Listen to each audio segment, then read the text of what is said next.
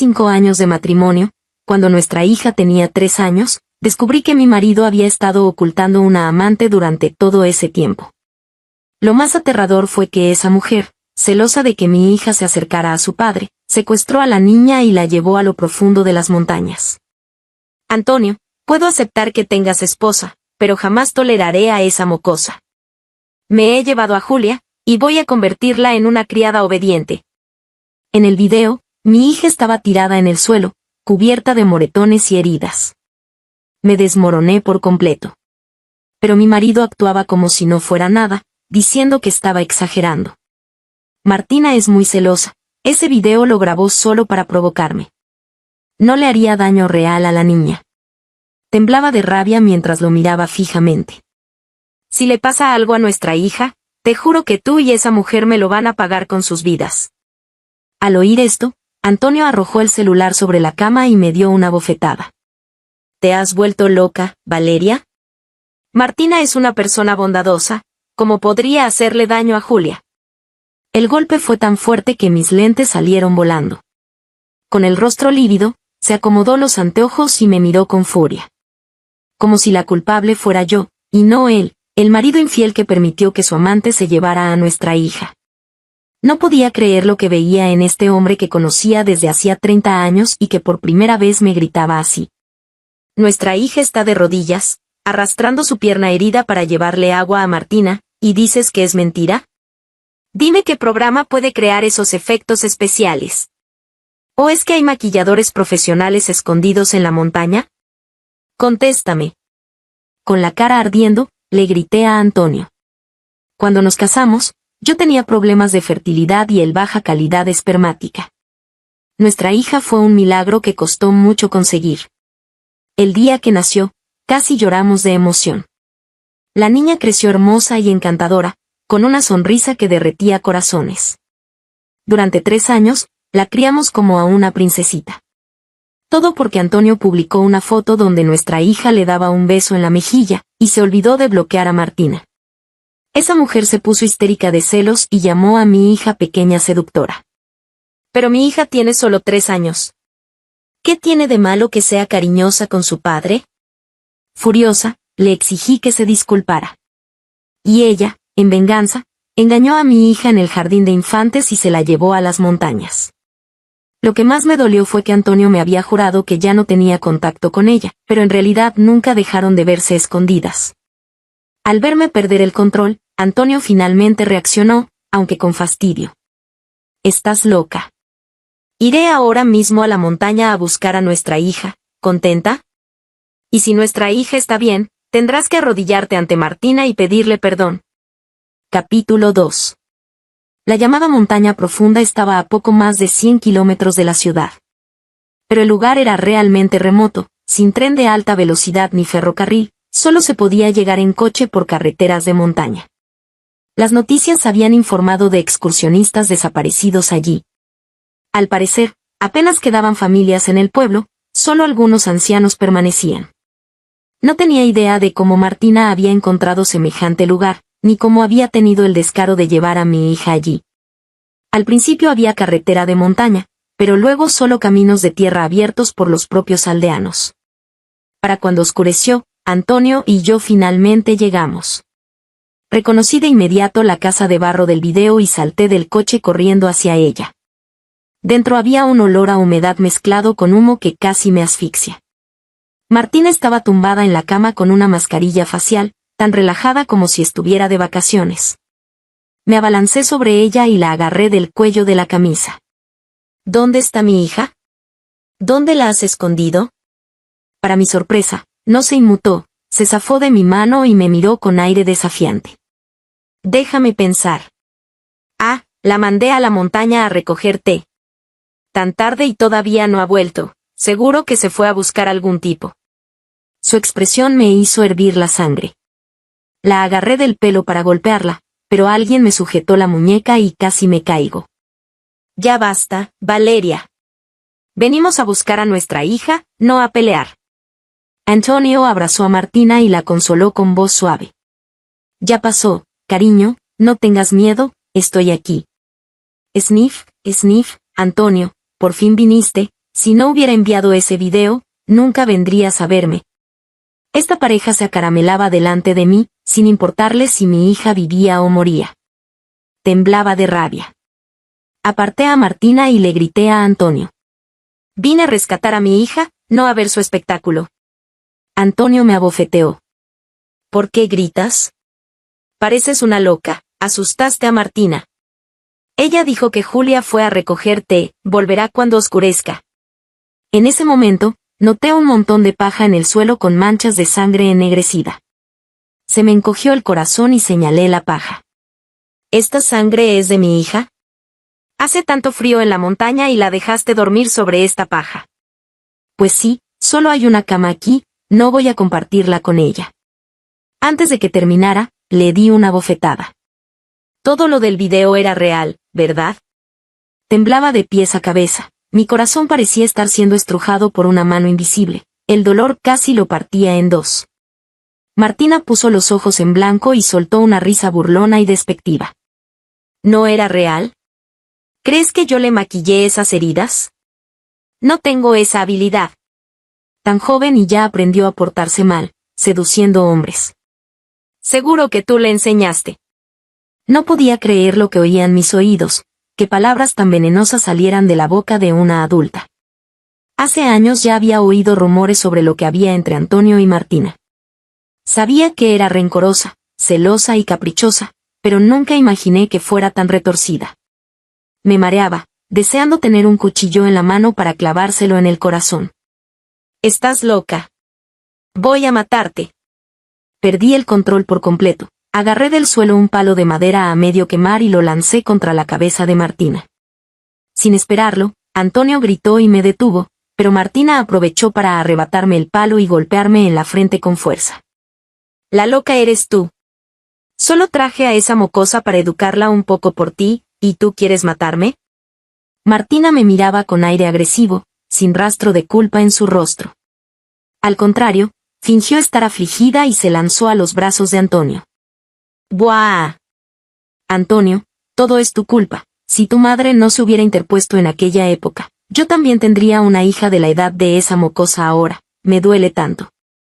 Lo siento, Martina, no pude hacer nada entonces. Tranquila, si te gustan los niños, mi hija es tu hija. Me cubrí la frente adolorida mientras la sangre tibia corría por mis mejillas, tiñendo mi visión de rojo. Y esta maldita pareja seguía rememorando su romance delante de mí. Mi corazón dolía como si me lo cortaran con un cuchillo, apenas podía respirar. Mi hija. ¿Dónde está mi hija? Tengo que encontrarla. Antonio, cuando encontremos a Julia me la quedo yo, nos divorciamos. Tú y tu loca amante pueden hacer lo que quieran, no me importa. De repente se oyó el rugido de una bestia salvaje afuera, asustando a Antonio, quien por fin recordó a su hija. Ah, cierto, Martina, ¿a qué montaña mandaste a Julia a recogerte? Ya es muy tarde, tenemos que encontrarla. Solo le dije que fuera a recogerte, esta montaña es tan grande, ¿cómo voy a saber en qué parte está?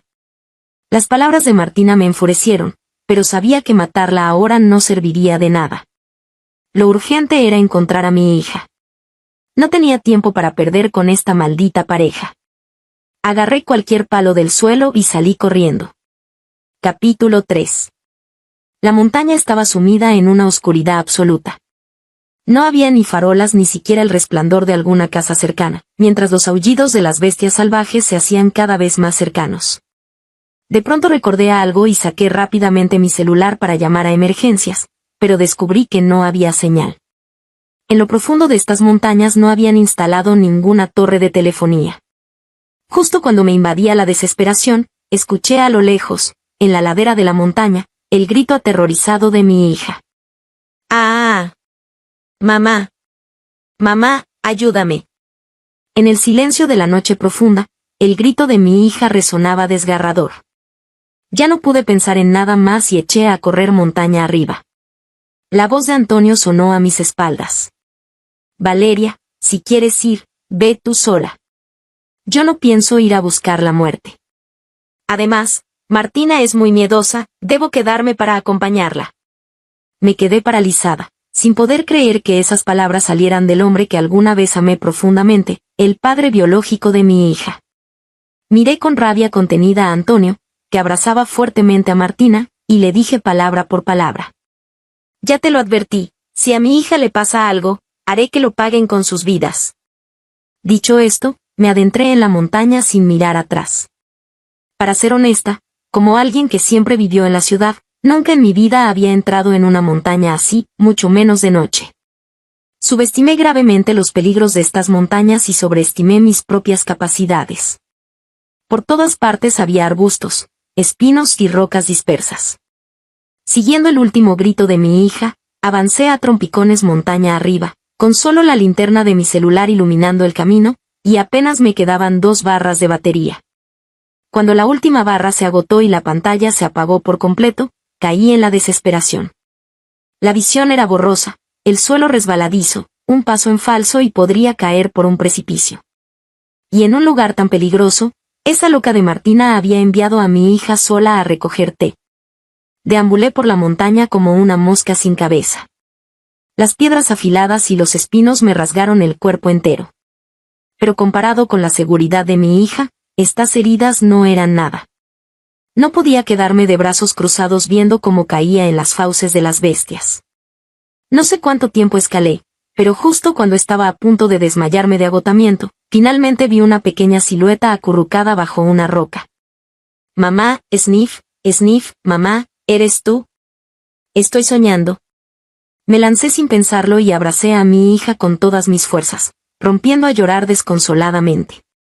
Cariño, estás viva, soy mamá, no tengas miedo, mamá vino a rescatarte. Al abrazarla, noté el fuerte olor a sangre en su cuerpo y descubrí que también estaba cubierta de heridas por las caídas. Y esa cruel mujer, Martina, realmente le había roto las 2 piernas a mi hija. Mi hija lloraba sin poder respirar, contándome todo lo que había sufrido durante esa semana. El primer día ya le habían roto las piernas, y tuvo que arrastrarse para servirle té y agua a Martina. Si algo no le gustaba a Martina, le clavaba las uñas en su delicada piel. Martina seguía golpeándola e insultándola, diciendo que ojalá muriera en la montaña para sentirse satisfecha. Cada palabra de mi hija era como un cuchillo clavándose en mi corazón. Quería bajar corriendo de la montaña y despedazar a Martina, pero ya no me quedaban fuerzas. Mi hija y yo nos abrazamos con fuerza, resistiendo el frío de la montaña y los terribles rugidos de las bestias, hasta que ambas perdimos el conocimiento. Cuando desperté, mi hija y yo estábamos acostadas en la cabaña de madera de un cazador en la montaña. Fue el matrimonio del cazador David quien nos salvó. Nos aplicaron hierbas medicinales en las heridas y nos prepararon sopa caliente. Lo que me sorprendió aún más fue que la cabaña de David tenía electricidad e internet. De repente recordé algo. Rápidamente cargué mi celular y abrí la cámara de seguridad de la casa. Cuando vi en el monitor a Antonio y Martina abrazados en nuestra cama matrimonial, la rabia hizo que casi me rompiera los dientes. Antonio, esas 2 mujeres llevan desaparecidas en la montaña un día y una noche. Seguramente ya se las comieron las fieras. ¿De verdad tenemos que ir con el equipo de rescate a buscarlas? Yo tampoco quiero buscarlas. Si esas 2 cargas mueren, mejor, así puedo casarme contigo. Pero la gente de la empresa ya se enteró, tengo que aparentar que hago algo. En ese momento, temblaba de ira. David, a mi lado, también estaba rojo de furia y clavó con fuerza su cuchillo de caza en la mesa de madera. Si ese par de desgraciados se atreven a entrar en la montaña, haré que entren de pie y salgan tumbados. Con los ojos enrojecidos, saqué el cuchillo clavado en la mesa y lo apreté con fuerza en mi mano. Antonio, Martina, ya se los advertí, si a mi hija le pasa algo, haré que lo paguen con sus vidas. Capítulo 4. Afortunadamente mis heridas no eran graves, solo lesiones superficiales. David me aplicó unas hierbas medicinales que él mismo preparaba, y las heridas cicatrizaron rápidamente.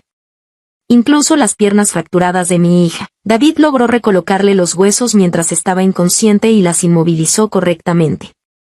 Le estaba inmensamente agradecida, así que le transferí $10,000 a David y su esposa como muestra de mi gratitud. Antonio y Martina llegarían con el equipo de rescate por la tarde. Yo, sin embargo, me sentía llena de energía, esperando ansiosamente a que apareciera esa pareja. No sabía si tendría el valor de matar a alguien, pero el odio que sentía hacía que quisiera despedazarlos ahí mismo. Finalmente, desde lo alto de la montaña vi al equipo de rescate subiendo con sus banderas. Antonio y Martina venían acaramelados al final del grupo, caminando con lentitud. Los dos iban abrazados y besándose, como si no vinieran a buscar a nadie sino de luna de miel por la montaña. En las montañas oscurece temprano, y se levantó una niebla densa. Apenas eran las 5 cuando ya había caído la noche por completo. David y yo, cada uno con un pesado cuchillo de caza en la mano, nos escondimos entre la maleza junto al sendero, viendo pasar primero al equipo de rescate. Después de unos 10 minutos, vimos a Antonio y Martina acercarse entre risas. ¡Ay, Antonio, ve más despacio! Estoy cansadísima. Cárgame. Martina le rogaba con voz mimosa. Claro. Sube, deja que sientas lo fuerte que está tu tesoro, respondió Antonio riendo. Mientras más se acercaban, más apretaba yo el cuchillo. Pero David de repente se calmó. Valeria, escúchame, los malvados reciben su merecido. No necesitas arruinar tu vida. Vámonos, tu hija debe estar muy preocupada por ti. En ese momento, Antonio pasó justo frente a nosotros cargando a Martina.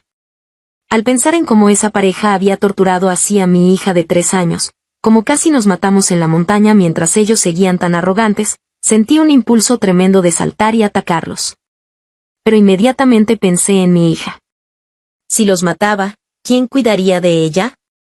En ese instante crucial, finalmente me calmé y clavé el cuchillo con fuerza en la tierra junto a mis pies. David, confío en lo que dices. Los malvados siempre reciben su castigo. Regresé con David a la cabaña. Mi hija, tumbada en la camita, se retorcía con lágrimas en los ojos extendiendo sus manitas hacia mí. Mami. Volviste. Sé que querías vengarte, pero Julia no quiere que te pase nada. Julia solo quiere crecer contigo, mami. Me lancé a abrazarla, llorando desconsoladamente. Sofía nos preparó una deliciosa sopa de hongos silvestres. Después de cenar, nos fuimos a dormir temprano. A la mañana siguiente, vi una noticia en mi teléfono. El CEO de tecnología Antonio y su acompañante Martina desaparecen accidentalmente tras unirse al equipo de rescate en la montaña. Me sobresalté y fruncí el ceño. ¿Desaparecer yendo con el equipo de rescate? ¿Será que realmente llegó el castigo? Al leer más, resultó que ambos se habían alejado demasiado del grupo, se desviaron del camino y se perdieron en la montaña. En ese momento David, ya aseado, me llamó a desayunar. Después de comer, me entregó el cuchillo de caza. Vamos, entremos a la montaña a cazar y, de paso, veamos cómo les llega el castigo a los malvados. David y yo tomamos los cuchillos de caza, cargamos cantimploras y provisiones y entramos a la montaña. Comenzó a caer una llovizna fina, y en pleno día la niebla era tan espesa que el interior de la montaña parecía de noche. Por suerte David traía impermeables y linternas, y conocía bien el terreno. Tras caminar casi 2 horas, David cazó 2 faisanes y recogió una canasta de hongos. Yo también recolecté bastantes setas. Justo cuando David avistó una cabra montés pero no logró alcanzarla, de repente escuchamos un débil grito de auxilio desde un pedregal. «Auxilio, ¿hay alguien? Tengo la pierna rota». Era la voz de Martina. Apreté los dientes y me dirigí inmediatamente hacia el sonido. Vi a Martina atrapada en una grieta de más de 1 metro de profundidad, con ambas piernas rotas, el hueso de la espinilla expuesto, y la sangre bajo su cuerpo tiñendo la tierra de rojo. Tenía el rostro pálido como la cera, respiraba débilmente, y seguía pidiendo ayuda desesperadamente. Me paré frente a ella y dije fríamente, ¿no estabas alardeando de tu amor con Antonio? ¿Qué pasó? ¿Te rompiste las piernas de tanto presumir? Al escuchar mi voz, Martina abrió los ojos con dificultad, y al verme retrocedió aterrorizada. ¿Eres tú? Valeria. ¿No estás muerta? Lamento decepcionarte. Si alguien como tú sigue viva, ¿cómo iba yo a morirme? ¿Y dónde está ese desgraciado de Antonio?, le pregunté. Martina respiraba agitadamente, no lo sé. Vio que tenía las piernas rotas, dijo que iría a buscar al equipo de rescate, y luego desapareció. Lloró y dijo, Valeria, por favor sálvame. Me duelen tanto las piernas, si no me salvas voy a morir. Viéndola así, me reí. ¿Así que sabes que duele tener las piernas rotas? Cuando le rompiste las piernas a mi hija, la hiciste arrodillarse para servirte y gatear por la montaña a recogerte, ¿no pensaste si a ella le dolería? Sé que me equivoqué, Valeria. Por favor sálvame. Terminaré con Antonio, te pagaré. 100.000. No, 1.000.000. Martina se aferró a mi pierna, suplicando desesperadamente. De una patada aparté su mano y solté una carcajada. ¿A estas alturas crees que me importan tus disculpas o tu dinero? Martina, ¿tú y Antonio no querían que mi hija y yo muriéramos en esta montaña? ¿Crees que Antonio realmente se arriesgará para salvarte? Lo conozco demasiado bien. Si él no está herido, ya habrá bajado de la montaña solo. ¿Y todavía te preocupas por ti? Capítulo 5. Digo la verdad. Cuando Antonio me cortejaba, fuimos juntos a la playa. Nos sorprendió una tormenta y fui arrastrada al mar. No sé nadar, así que le pedí ayuda a gritos desde la orilla. Él me vio claramente pero se negó a rescatarme. Luego, cuando me salvaron, dijo que se había quedado paralizado del pánico. Pero yo ya me había dado cuenta, simplemente tenía miedo de ponerse en peligro. Como me arrepiento de haberme casado con él, sabiendo perfectamente lo miserable que era. Al escuchar esto, Martina entró en pánico de inmediato. Valeria, eres mi única esperanza. Te lo suplico, sálvame. Aunque sea la otra, no puedes dejarme morir aquí. No es que no quiera ayudarte, es que tienes las piernas atrapadas bajo las rocas. Sin herramientas profesionales no puedo hacer nada. Espera con paciencia, tal vez a Antonio le remuerde la conciencia y traiga un equipo de rescate para salvarte. Me di la vuelta para irme, y Martina se desesperó al instante. No. No se vayan. Señor, usted es cazador, ¿verdad? Seguro tiene herramientas en casa para romper piedras, ¿no? Por favor, sálveme. Le pagaré 100.000. David soltó una risa fría y la miró de reojo. Cuando viste a Valeria subir a la montaña a buscar a su hija, te dio igual si madre e hija vivían o morían. Incluso te pusiste cariñosa con ese hombre, deseando que murieran en la montaña. ¿Por qué no pensaste entonces en salvar vidas? No quiero tu dinero, y no soy tan bondadoso. Espera a que ese hombre venga a rescatarte. Ah, y en esta montaña sí hay bestias salvajes. Si se retrasa, podrían devorarte viva. David me tomó del brazo y nos fuimos. Martina finalmente se quebró y comenzó a insultarme histéricamente. Valeria, eres una desalmada. Mujer despiadada. Te mereces que te traicionen. Antonio siempre me ha amado a mí. Solo se casó contigo por imposición de su familia. ¿No me vas a salvar? Pues aunque yo muera, él jamás los amará ni a ti ni a tu hija. No pude más. Me di la vuelta y le di una patada en la boca abierta, rompiéndole varios dientes delanteros de un golpe. Para ser la amante hablas demasiado. Ahorra energías y espera el rescate. Dicho esto, David y yo nos marchamos sin mirar atrás. Aún podíamos escuchar los insultos ininteligibles de Martina a nuestras espaldas.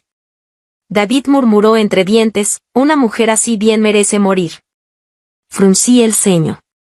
David, las noticias dijeron que el equipo de rescate que entró a la montaña con Antonio ya bajó. ¿Crees que Antonio también habrá bajado hace rato? David resopló con desdén y dijo pausadamente. ¿Bajar? Solo si tuviera la habilidad para hacerlo. Con la poca luz y la niebla espesa de la montaña, sin un guía profesional, no puede salir solo. No te preocupes, sígueme en la cacería. Lo mejor está por venir. David me guió tranquilamente por la montaña. Por el camino incluso encontramos un lince gigante. Estaba levantando el hongo para tomarle una foto cuando de repente percibí un fuerte olor a sangre proveniente de más adelante. David se puso alerta de inmediato. Cuidado, adelante está la zona de actividad de los tigres. realmente hay tigres en esta montaña. Se me heló la sangre y todo mi cuerpo se tensó. David observó cuidadosamente los alrededores y luego me hizo señas con cautela. El olor a sangre es intenso, pero el tigre ya se fue. Vamos a ver el cadáver de la presa. Pero cuando seguía David apartando los arbustos y la maleza, y vi ese cuerpo ensangrentado en el suelo, casi se me sale el alma del susto. Porque no era ninguna presa, sino una persona. Grité y me escondí detrás de David. Una persona, es una persona. Alguien fue devorado. David me dio unas palmaditas en el brazo y dijo con calma, sí, es una persona. Pero, ¿no quieres ver quién es? Su mitad superior todavía está intacta. Cuando, temblando de miedo, seguí a David hasta donde estaba la persona que solo conservaba la mitad superior de su cuerpo, esa familiar chaqueta de cuero color ocre me atravesó la mirada como un puñal. Era la que le había comprado a Antonio en una tienda de marca hacía un mes, cuando empezó a refrescar. En ese momento él sonrió diciendo que esa chaqueta le hacía lucir más blanco, que le encantaba. Pero ahora, a esa persona no le quedaba nada de la cintura para abajo. Con cuidado volteé el medio cuerpo que estaba boca abajo, y apareció ante mis ojos el rostro pálido de Antonio con los ojos cerrados. Rápidamente extendí la mano para comprobar su respiración y exclamé, todavía está vivo. ¡Qué suerte tiene! Capítulo sexto. David frunció el ceño y sacó un pequeño frasco con hierbas medicinales de su bolsa de tela, colocándolo bajo la nariz de Antonio. Segundos después, Antonio abrió los ojos lentamente y su primera reacción fue gritar aterrorizado. ¡Aléjense! ¡Aléjense! ¡Socorro! ¡No me coman! David se acercó y le dio una bofetada. Ya basta, deja de gritar. El tigre ya se fue. Solo entonces Antonio se calmó, y al verme, rompió en llanto de inmediato. Valeria. ¿Eres tú? ¿Por qué tardaste tanto en venir? Casi me devora el tigre por completo. ¿Qué esperas? Llama ya a emergencias para sacarme de aquí. Perdí la mitad inferior de mi cuerpo, podría morir en cualquier momento. Miré con frialdad a este hombre que una vez quiso que mi hija y yo muriéramos en las montañas, y le dije con tono gélido. ¿Ahora sí te acuerdas de mí? ¿Qué pasó? ¿Ya no quieres estar con tu amante? ¿Ya no deseas que muera para casarte con ella? No, Valeria, cariño. Me equivoqué, no debí engañarte con Martina, y mucho menos dejar que se llevara a nuestra hija. Te lo ruego, perdóname. En cuanto volvamos terminaré con Martina y viviré bien contigo y nuestra hija. No pude contener la risa. ¿Ahora te das cuenta de tu error? ¿No te parece demasiado tarde? Mi hija y yo ya no te necesitamos. Quédate con tu medio cuerpo y disfruta de tu amante. No. No será así, cariño. Martina tiene ambas piernas rotas, quedará inválida de por vida. No puedo estar con una inválida. Cariño, sálvame, te daré todo mi dinero. Suspiré profundamente. Pero yo tampoco quiero a un inválido que solo conserva medio cuerpo. Además, no solo me fuiste infiel, sino que deseabas que mi hija y yo muriéramos en estas montañas. Ahora, simplemente estás recibiendo tu merecido. David también soltó una risa sarcástica. Deberías agradecer que ese tigre no tenía mucha hambre y se detuvo a la mitad, de lo contrario ni siquiera conservarías tu torso. Si logras sobrevivir hasta que llegue el rescate, dependerá de tu suerte. Con heridas tan graves, no hay nada que podamos hacer por ti. Dicho esto, seguía David montaña abajo mientras él cargaba una cesta con la casa del día. Sin embargo, era una cuestión de vida o muerte. Una vez que regresamos a la cabaña de David y recuperé la señal, llamé a la policía. Días después, el hospital informó que Antonio no había logrado sobrevivir debido a la pérdida excesiva de sangre y la infección de sus heridas. Ya no necesitaba divorciarme de él, me convertí directamente en viuda, y la empresa familiar junto con todos los bienes quedaron en manos de mi hija y mías. En cuanto a Martina, tuvo más suerte que Antonio. Cuando la rescataron aún respiraba, pero sus piernas quedaron completamente inutilizadas y tendrá que pasar el resto de su vida en silla de ruedas. Poco tiempo después, mientras bajaba las escaleras sola en su silla de ruedas, tuvo un accidente y rodó escaleras abajo, muriendo en el acto. No sé si esto fue un castigo divino, pero solo puedo decir que se lo merecía. Yo asumí el control total de la empresa. Las piernas de mi hija se recuperaron completamente tras la cirugía y el reposo. La vida de mi hija y la mía apenas comenzaba. Si te gustó esta historia, por favor haz clic en suscribir a mi canal. Bienvenidos a nuestro canal de audiohistorias. Suscríbete y deja tu like para no perderte ninguna historia. Que disfrutes la historia. Hannah estaba sentada a la mesa en la acogedora, pero ahora tan extrañamente vacía, cocina. A través de las cortinas se filtraban suaves rayos de sol que iluminaban el papel tapiz descolorido y las esquinas desgastadas de la mesa donde ella y su hija, Chloe, tan a menudo tomaban el té mientras platicaban de todo. En sus manos, Hannah apretaba el teléfono, pegándoselo a la oreja como si eso pudiera acortar la distancia entre ella y su hija.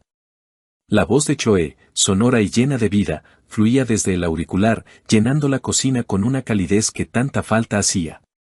Mamá, no lo vas a creer. El papel tapiz de la sala es simplemente un desastre, reía Chloe. Y Hannah podía imaginar a su hija poniendo los ojos en blanco, de pie en medio de su nueva casa. Se está despegando por las esquinas, como si se estuviera burlando de mí a propósito. Y Alex, bueno, es un héroe, claro, pero con el pegamento es un completo desastre. Ayer se pasó toda la tarde quejándose.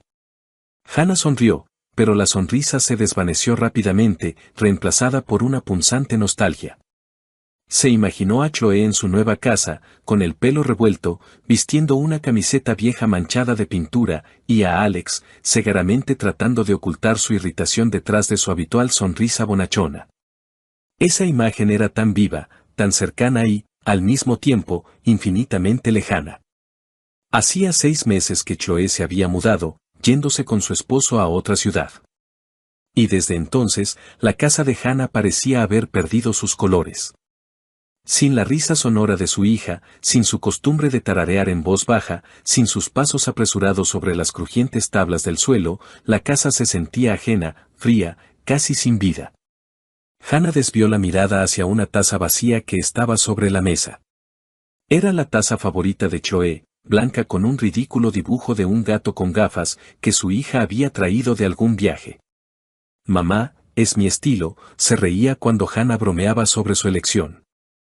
Ahora la taza permanecía intacta, y Hannah no se atrevía a guardarla en el armario, como si eso pudiera borrar definitivamente la presencia de su hija en la casa. Pasó un dedo por el borde de la taza, sintiendo un nudo en la garganta. Llama más seguido, hija, dijo Hannah en voz baja, tratando de que no le temblara la voz. Los extraño tanto, a ti, a Alex, tu desorden, añadió con una leve sonrisa, intentando ocultar su melancolía. Oh, mamá, extrañas mis cosas tiradas por todas partes, respondió Chloe con un reproche juguetón. No te preocupes, ya te haré un buen desorden cuando vaya de visita. Te prometo que pronto nos daremos una escapada. Alex ya está soñando con tus pasteles. Los estaré esperando, respondió Hannah, y en su voz brilló una chispa de esperanza. Las palabras de Chloe, tan simples y cálidas, disiparon por un momento la soledad, envolviendo su corazón en una luz suave. Pero tan pronto como su hija se despidió y el teléfono enmudeció, el silencio volvió a caer sobre Hannah como un pesado manto. Dejó el teléfono y abrazó la taza con las manos, como si pudiera retener en ella el calor de la voz de Chloe. En su memoria surgieron momentos que ahora parecían lejanos, casi irreales. Como ella y su hija hacían panqueques, discutiendo cuánta azúcar poner en la masa. Como Chloe, todavía en la escuela, corría hacia ella con las rodillas raspadas, ocultando las lágrimas detrás de una valiente sonrisa. Como juntas eligieron un vestido para la graduación, riendo hasta las lágrimas por los diseños ridículos. Estos recuerdos eran a la vez dulces y dolorosos, porque acentuaban el vacío que había quedado tras la partida de su hija. Hannah se levantó y se acercó a la ventana, mirando el patio otoñal donde el viento arrastraba las hojas caídas. Alguna vez, ella y Chloe paseaban por allí, recogiendo castañas. Ahora el patio estaba vacío, al igual que su corazón. No solo extrañaba a su hija, sino también a esa versión de sí misma que se sentía necesitada, amada, insustituible. Chloe había comenzado una nueva vida, y Hannah se alegraba por ella, pero no podía deshacerse de la sensación de que su propia vida se había estancado, perdiendo su sentido. De repente, un timbre agudo en la puerta rompió el silencio. Se sobresaltó, dejó su té a medio beber y se arregló instintivamente el cabello, alisando los mechones rebeldes que se habían escapado de su moño desordenado. Seguro es Brenda, que viene a pedir sal otra vez, pensó, recordando cómo su vecina del primer piso solía aparecer con el salero vacío y un montón de historias sobre su gato. Hannah se levantó del sofá y caminó hacia la entrada. Al abrir la puerta, se quedó helada. En el umbral no estaba Brenda, sino un mensajero con una mirada cansada y un ramo de rosas rojas en las manos. Las flores eran espectaculares, brillantes, frescas, con pétalos aterciopelados de los que emanaba un aroma dulce, casi embriagador. Hannah se quedó desconcertada. Michael, su esposo, no era propenso a los gestos románticos. En 20 años de matrimonio, solo le había regalado flores en ocasiones especiales, como aniversarios o cumpleaños, y aún así, solía elegir modestos claveles o tulipanes. Un ramo tan exuberante de rosas parecía algo de otra vida, no de su realidad. Flores para usted. Adentro hay una nota, masculló el mensajero mientras le entregaba el ramo. Su voz sonaba indiferente, como si ya hubiera entregado 100 ramos iguales ese día y solo soñara con un descanso. Hannah aceptó las flores con vacilación, sintiendo como sus tallos fríos rozaban sus dedos. Murmuró unas palabras de agradecimiento, cerró la puerta y regresó a la sala, apretando el ramo contra su pecho. Su corazón latía un poco más rápido de lo normal. Una mezcla de sorpresa y una tímida alegría. Quizás Michael había decidido sorprenderla. Quizás era su manera de recordarle que todavía la amaba, a pesar de sus conversaciones cada vez más escasas y la frialdad que se había instalado sigilosamente entre ellos en los últimos años. Puso el ramo sobre la mesa e inhaló el aroma de las rosas, cerrando los ojos. Por un instante, le pareció que era joven de nuevo, que Michael, como en los primeros años de su matrimonio, la esperaba al volver del trabajo con flores y una sonrisa. Pero al abrir los ojos, notó una pequeña tarjeta blanca atada con una cinta de satén que envolvía los tallos. Los dedos de Hannah temblaron cuando desató con cuidado la cinta y desdobló la nota. En la tarjeta, con una caligrafía pulcra, estaba escrito, «Te amo, Jessica». El nombre la golpeó como una bofetada. Jessica.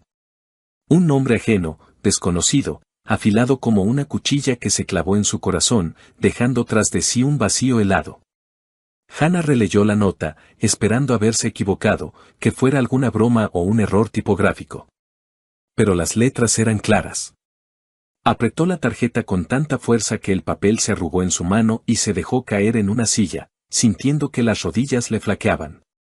Las rosas, que un minuto antes parecían un regalo, ahora lucían como una traición, una burla a sus esperanzas.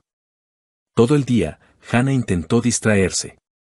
Lavó los platos, reorganizó cosas, incluso encendió la televisión, pero sus pensamientos volvían a esas palabras, «Te amo, Jessica». ¿Quién era Jessica? ¿Por qué su nombre estaba en un ramo destinado a ella? Recordó el rostro de Michael, sus ojos cansados, su costumbre de permanecer en silencio durante la cena. Quizás simplemente se había equivocado al encargar las flores, pero en el fondo de su alma ya se agitaba una terrible sospecha que intentaba alejar. Cuando Michael regresó a casa por la noche, Hannah lo recibió en el vestíbulo.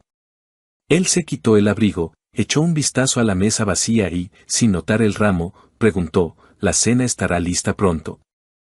Hannah, en silencio, sacó del bolsillo la nota arrugada y se la extendió. Su mano temblaba y sus ojos buscaban en el rostro de él la verdad, alguna pista que la calmara o lo destruyera todo.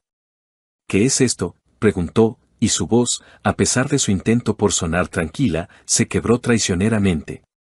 Michael tomó la nota, la leyó rápidamente y frunció el ceño.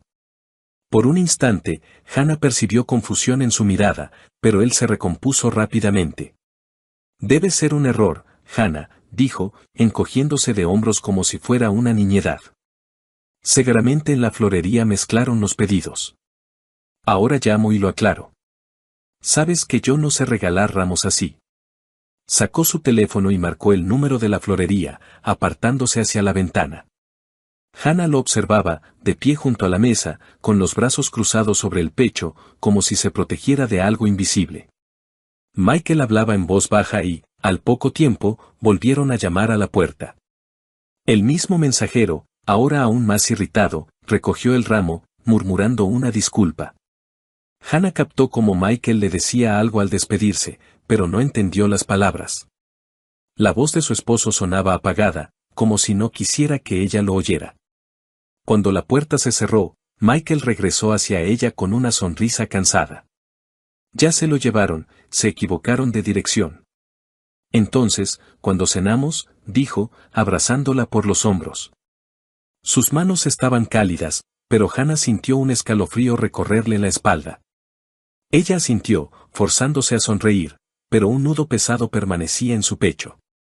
Quería creerle a Michael, quería convencerse de que realmente había sido un error, que su matrimonio, aunque desgastado por el tiempo, seguía siendo fuerte. Pero las dudas, como sombras, ya comenzaban a cernirse sobre su corazón, susurrando preguntas para las que temía buscar respuestas.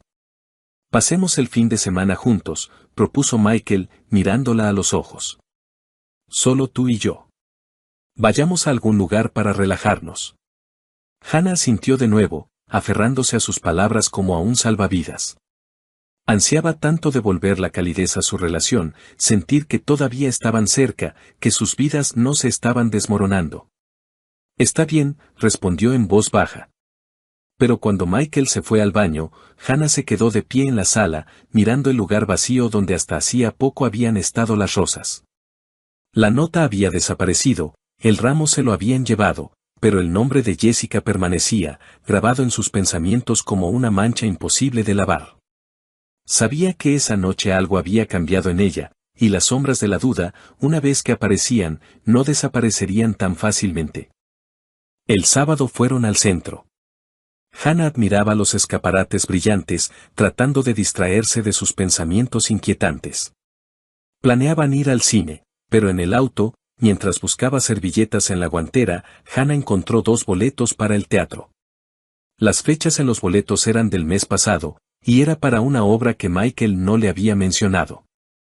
¿Qué es esto?, preguntó, mostrándole los boletos. Michael echó un vistazo y se encogió de hombros.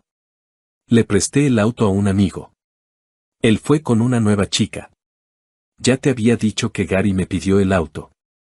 Hannah recordó que Michael había mencionado a un amigo, pero la explicación sonaba demasiado pulida.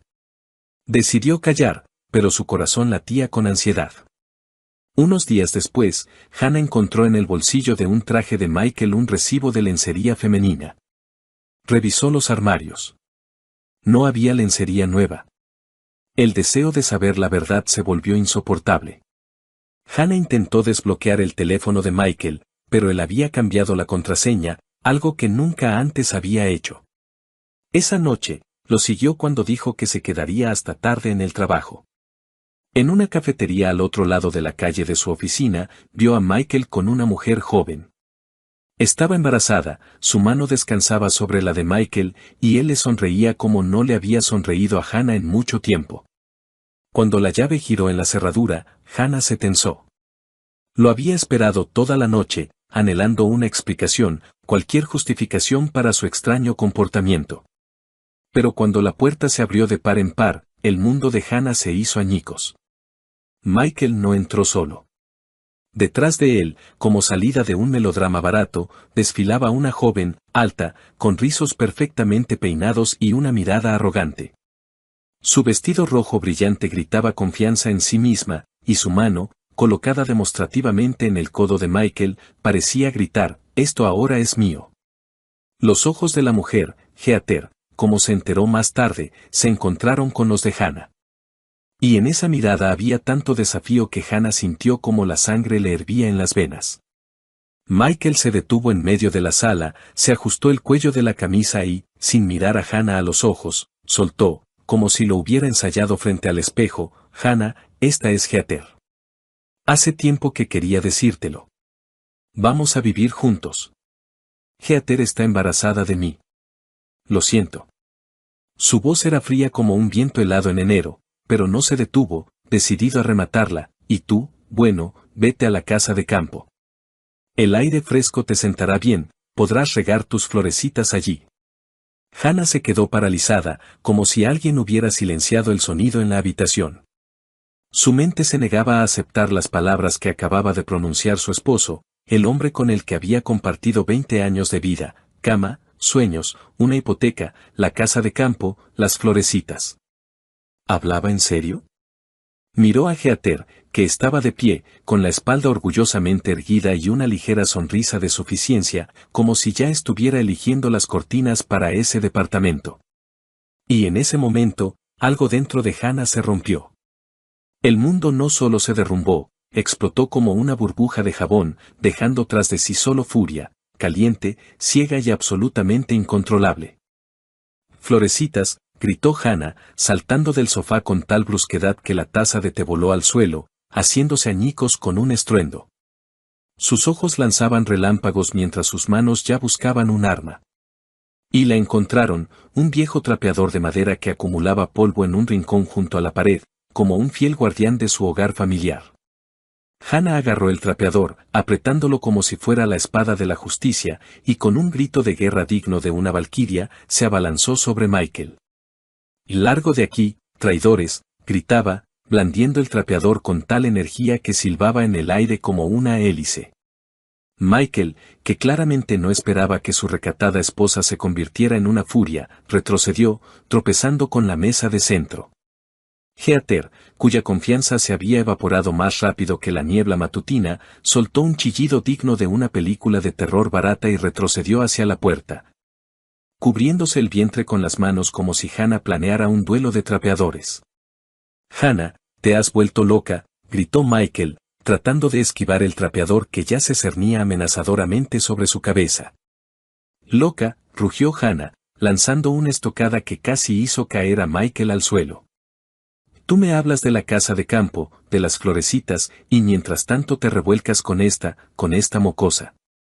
Heather emitió un chillido ofendido y corrió hacia la puerta, casi derribando el perchero en el vestíbulo. Michael, dándose cuenta de que la batalla estaba perdida, agarró a Heather del brazo y, como dos palomas asustadas, salieron volando del departamento, dejando tras de sí solo el sonido de una puerta cerrándose de golpe. Hannah, respirando con dificultad, arrojó el trapeador al suelo y cerró la puerta con un estruendo, girando la llave como si estuviera poniendo punto final a su matrimonio. Se apoyó de espaldas a la puerta y se deslizó lentamente hasta el suelo, sintiendo cómo la furia daba paso al dolor. Las lágrimas brotaron a raudales. En su cabeza, los recuerdos giraban como un torbellino. Su boda, cuando Michael bailó con ella bajo la lluvia, olvidándose de los invitados, el nacimiento de Chloe, cuando él, llorando de felicidad, sostuvo a la pequeña en sus brazos, las promesas que le susurraba por las noches, jurando que estarían juntos para siempre. Todo eso había sido aplastado ahora por sus palabras, por su traición, por esa ridícula Heather con su vestido rojo. Se abrazó las rodillas, hundiendo el rostro en las manos, y lloró hasta que le dolió la garganta. La noche se extendió, interminable, como una pesadilla de la que era imposible despertar. Hannah abrazó una almohada que olía a su pasado compartido y trató de entender cómo su vida, tan familiar y querida, se había convertido en esta farsa absurda. En algún lugar en el fondo de su alma, todavía esperaba que fuera un sueño, que por la mañana Michael entrara con una sonrisa culpable y lo explicara todo. Pero su corazón conocía la verdad. La puerta que había cerrado de golpe ya no se abriría para él. ¿Y el trapeador? El trapeador ahora se convertiría en una leyenda. Por la mañana, apenas amanecía, Hannah llamó a Chloe. Su voz temblaba mientras le contaba la traición de Michael. «Mamá, él no te merece», dijo Chloe con firmeza. «Eres fuerte. Saldremos de esto. El divorcio es la única salida. Te encontraremos a alguien nuevo». Chloe llegó unas horas después, abrazó a su madre y no la soltó hasta que dejó de llorar. Más tarde, llegó la amiga de Hannah, Linda, con una botella de vino y una caja de pasteles. No estás sola, Hannah, dijo Linda, apretándole la mano. Estamos contigo. Sus palabras, su calidez, se convirtieron para Hannah en un salvavidas en un mar de dolor. 2 semanas después, en una tarde fría y húmeda de otoño, Hannah oyó un timbre vacilante en la puerta. Estaba sentada en la sala, envuelta en una manta de lana, con un libro que no había podido leer. Sus pensamientos todavía giraban en torno a la traición de Michael. El timbre fue tímido, casi suplicante, y Hannah supo de inmediato quién estaba detrás de la puerta. Su corazón se encogió, pero no de dolor, sino de una fría determinación. Se levantó lentamente, se ajustó la manta y se dirigió a la puerta como un soldado que va a su última batalla. En el umbral estaba Michael. Su aspecto era patético, como el de un perro mojado abandonado bajo la lluvia. El abrigo estaba empapado, el pelo pegado a la frente, y su rostro, pálido y demacrado, parecía tallado en cera. Sus ojos, enrojecidos por la falta de sueño o las lágrimas, evitaban su mirada. En sus manos apretaba un ramo de crisantemos, no las lujosas rosas de aquel día fatídico, sino unas flores modestas y ligeramente marchitas. Como si hasta ellas supieran que su misión estaba condenada al fracaso. Hannah lo miró y en su pecho no se movió nada. Ni amor, ni lástima, solo un vacío resonante, como un eco en una casa abandonada. Hannah, perdóname, comenzó Michael, y su voz temblaba, quebrándose en un ronquido. Fui un idiota, ciego, estúpido. Heather, ella me engañó. El bebé no es mío. Ella lo planeó todo, quería mi departamento, mi dinero, mi vida. Pero me di cuenta de mi error. Se fue, volvió con su novio, y yo no puedo vivir sin ti. Dio un paso adelante, extendiendo el ramo como si fuera la llave de su perdón. Pero Hannah no se movió. Lo miró, al hombre que una vez amó tanto que estaba dispuesta a perdonarle todo, su silencio, su frialdad, su distanciamiento. Pero ahora, frente a ella había un extraño, cuyas palabras sonaban como un ruido vacío, como la lluvia tras la ventana que no conmueve el alma. Sus lágrimas, sus súplicas, no la afectaron. Parecían dirigidas a otra Hannah, a la que creía en su matrimonio, en su para siempre. Vete, Michael, dijo ella, y su voz, baja pero firme como el acero, cortó el aire. Lo nuestro se acabó. Michael se quedó paralizado. Su rostro se desfiguró, como si ella lo hubiera golpeado. Abrió la boca para objetar, pero Hannah no le dio oportunidad. Lenta pero decididamente, cerró la puerta, y el sonido del cerrojo al cerrarse resonó como el acorde final de su historia. Michael gritó algo desde el otro lado. Su voz era apagada, suplicante, pero Hannah no escuchó. Se dio la vuelta, de espaldas a la puerta, y sintió como el peso que la había atenazado durante todas esas semanas comenzaba a disolverse. En las horas siguientes, Hannah actuó con una fría meticulosidad, como si realizara un ritual de purificación.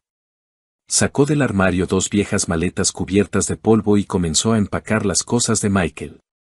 Sus camisas, cuidadosamente dobladas, olían a su colonia, y por un instante sus dedos vacilaron, pero apretó los dientes y continuó. Trajes, corbatas, calcetines, incluso su gorra de béisbol favorita con el logo de un equipo de fútbol. Todo lo que le recordaba a él iba a parar a las maletas. Trabajó en silencio, y solo el golpeteo de la lluvia contra la ventana rompía la quietud. Luego, Hannah se sentó a la mesa y abrió su cuenta bancaria conjunta. Los ahorros que habían acumulado durante años para una remodelación, para unas vacaciones, para un futuro que ya no existía, los dividió por la mitad. Transfirió la mitad a la cuenta de Michael, quedándose exactamente con lo que consideraba justo. Era su forma de poner punto final, de cortar el último hilo que los unía. Llamó a un taxi y dejó las maletas en el vestíbulo, como símbolo de que ya no había lugar para él en esa casa. Cuando Michael regresó a la mañana siguiente, Hannah ya lo estaba esperando. Parecía aún más destrozado que el día anterior, pero ella no levantó la vista para mirarlo.